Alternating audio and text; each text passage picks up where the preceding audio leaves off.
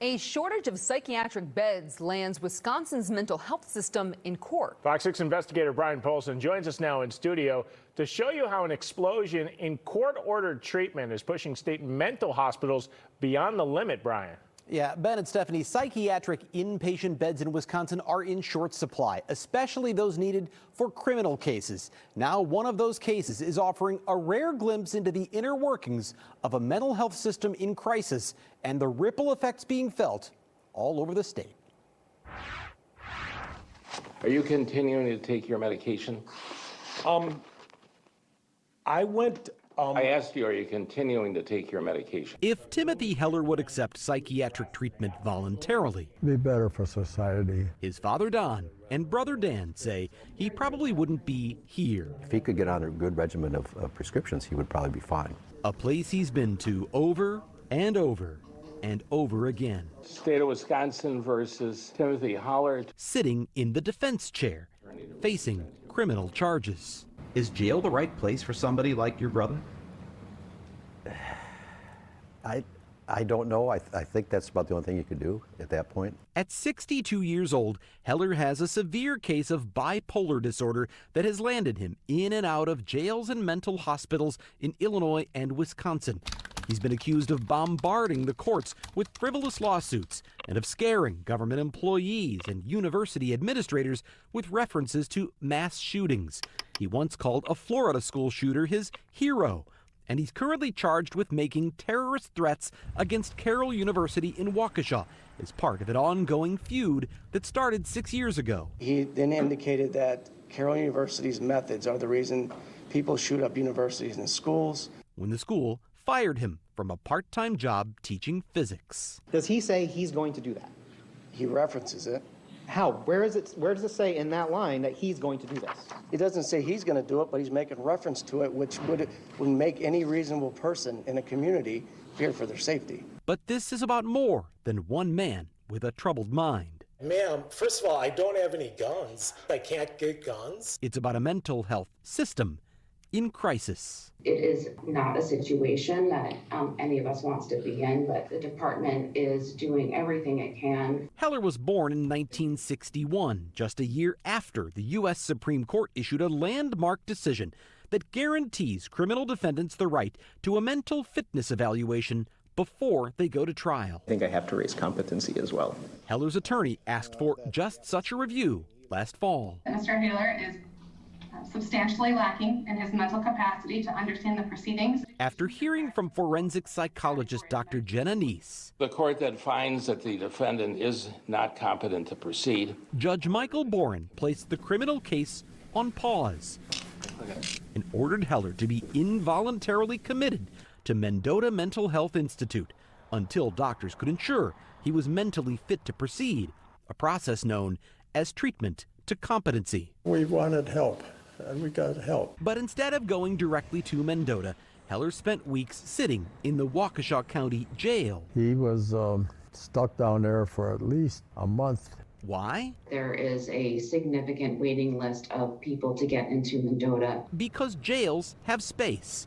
The state's forensic psychiatric hospital does not. I think that's an inherent insult to the public and to the state of Wisconsin. 1 month after Judge Boren ordered his commitment, Heller was still 70th on a list of 109 male patients waiting for a bed to open up. His case ruffled some big people down at Mendota. So the judge called state officials into court to explain the delay. It seems to be a nationwide trend where there's a lot of pressure, very similar to what we're discussing here today. Dr. Gregory Van Rybrook is director of the Mendota Mental Health Institute, and he says over the past 3 years, they've seen a sharp rise in competency evaluations and treatment to competency orders, with a modest increase in available bed space, meaning they have no choice but to prioritize the sickest, most dangerous patients first. Self-abusive, fecal smearing, fecal eating, smashing one's head against the wall or the door. There's such a backlog of people that need that treatment. Dr. Tony Thrasher is a forensic psychiatrist speaking for the Wisconsin branch of NAMI, the National Alliance on Mental Illness. And he says it's not just state mental hospitals that lack bed space, but private ones, too. Very few hospitals in the area have psychiatric capacity. A 2021 study by researchers at Salem State University found Wisconsin is one of 28 states with a shortage of psychiatric beds. The study's analytical model shows Wisconsin needs nearly 250 more beds, an increase of more than 17%. But Dr. Thrasher says what's actually happening is the opposite. There have unfortunately been more and more closures than there have been openings. So what already was kind of a precarious position, I would say, is worsening. It is a statewide issue. And Dodge County Sheriff Dale Schmidt says the burden for filling that gap falls to law enforcement. We're transporting them in a cage in the back of a squad car between these facilities. Last year, his deputies spent more than 269 hours transporting people in a mental health crisis to hospitals, where deputies stand guard until they're medically cleared to be transferred to a psychiatric facility.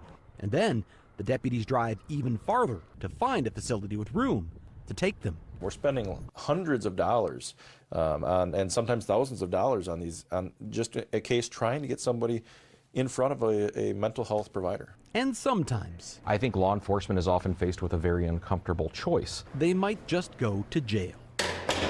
They sit in jail, mentally ill, with nobody to help them for weeks and weeks until we can get them there. When they finally do get into treatment, they don't necessarily stay there long. Because they just filled them up with some kind of prescription. It made him really a zombie. Heller spent about 2 months in Mendota before doctors cleared him for release in February with a prescription for Risperidol. He was literally just quiet, stiff, rigid, wouldn't say much, talk much, no emotion, no affect. His criminal case resumed, and then I was taking psychiatric medication. That I got off of. He stopped taking his medication again. He was real agitated yesterday after the court, and he got home and started writing all these missives again. Just because you were treated to competency in a hospital doesn't necessarily mean that you will then maintain on that regimen or be forced to maintain on that regimen. But it's something we told Dr. Thrasher. Wow. That underscores just how bad things have gotten. That is a sobering number.